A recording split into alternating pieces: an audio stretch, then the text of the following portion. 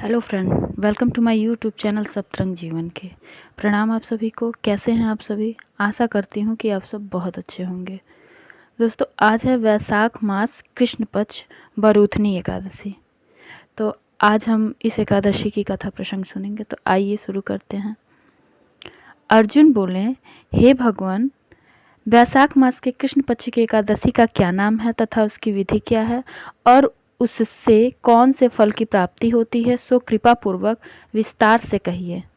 श्री कृष्ण भगवान बोले, हे कुंती नंदन, वैशाख मास के कृष्ण पक्ष की एकादशी का नाम बरूथनी है।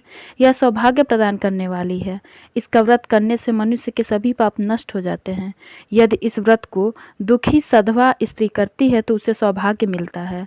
बरूथनी के प्रभाव से ही राजा मानधाता को स्वर्ग प्राप्त हुआ था। इसी प्रकार धुंधुमार आदि भी स्वर्ग गए थे। बरूथनी एकादशी के व्रत का फल 10 सहस्त्र वर्ष तपस्या करने के फल के बराबर है।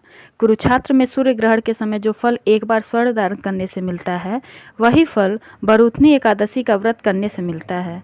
इस व्रत से मनुष्य इस लोक और परलोक दोनों में सुख पाते हैं। अंत में स्वर्ग को प्राप्त करते हैं। हे राजन, इस एकादशी का व्रत करने से मनुष्य को इस लोक में सुख और परलोक में मुक्ति मिलती है। शास्त्रों में कहा गया है कि घोड़े के दान से हाथी का दान उत्तम है और हाथी के दान से भूमि का दान उत्तम है। उससे उत्तम तिलों का दान है।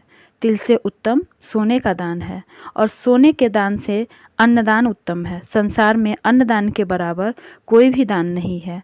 अन्नदान से पितृ देवता मनुष्य आदि तृप्त हो जाते हैं। शास्त्रों में कन्यादान अन्नदान के बराबर माना जाता है। बरूथनी एकादशी के व्रत से अन्नदान तथा कन्यादान दोनों उत्तम दानों का फल मिलता है। जो मनुष्य लोभ के वश में होकर कन्या का धन ले लेते हैं या आलस्य और कमजोरी के कारण कन्या के धन का भक्षण करते हैं, वह प्रलय के अंत तक नरक में पड़े रहते हैं या उनके अगले जन्म में विलाव का जन्म मिलता है। जो मनुष्य प्रेम से एवं यज्ञ सहित कन्यादान करते हैं, उनके पुण्य को चित्रगुप्त भी लिखने में असमर्थ हो जाते हैं।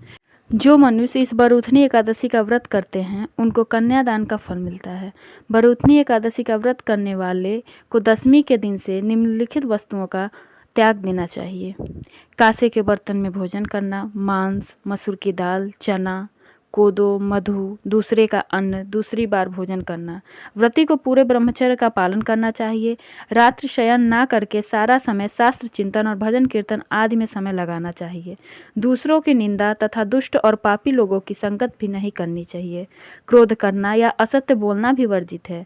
तेल तथा अन्न भक्षण भी वर्जित माना गया है। हे राजन, जो मनुष्य एकादशी का विधि पूर्वक व्रत करते हैं, उनको स्वर्ग लोक की प्राप्ति होती है। अतः मनुष्य को पापों से डरना चाहिए। इस व्रत के महात्म्य को पढ़ने से 1 सहस्त्र गोदान का फल प्राप्त होता है। इसका फल गंगा स्नान करने के फल से भी अधिक है। कथासार: संयम सौभाग्य का आधार है। इस प्रकार संयम रखने से व्यक्ति को सुख और सौभाग्य में वृद्धि होती है। यदि व्यक्ति में संयम नहीं है तो उसके द्वारा किए गए सब त्याग व भक्ति, पूजा आदि सब प्रभावहीन हो जाता है। तो दोस्तों, आशा करती हूँ कि ये प्रसंग आप सभी भक्तों को पसंद आएगा। अगर पसंद आया तो कमेंट सेक्शन में कमेंट करके जरूर बताएं। Thank you for watching my video on my YouTube channel. Keep smiling. Please like, share and subscribe my channel. मेरी और भी ऐसी वीडियोस के लिए बने रहिए मेरे चैनल सप्तरंग जीवन के साथ। Thank you for watching.